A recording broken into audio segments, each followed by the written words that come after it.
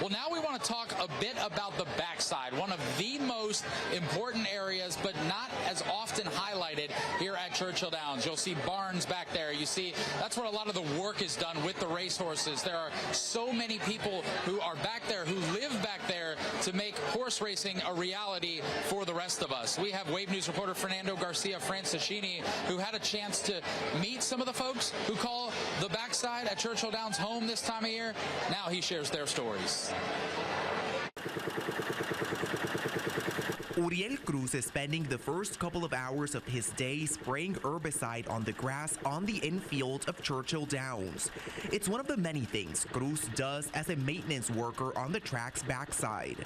Nos dedicamos un poco de todo, porque puedo andar como manejando un tractor, ser pintor, carpintero, cortar pasto. It's a job that requires long hours, sometimes 14 hours of hard work.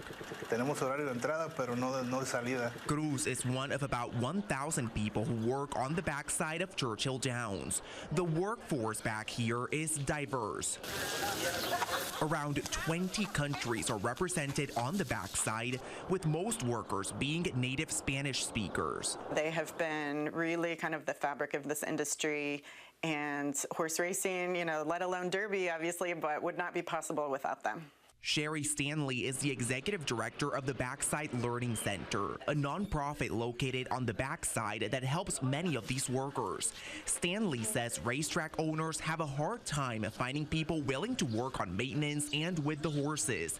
The work week can stretch to 7 days with an early start time before the sun rises.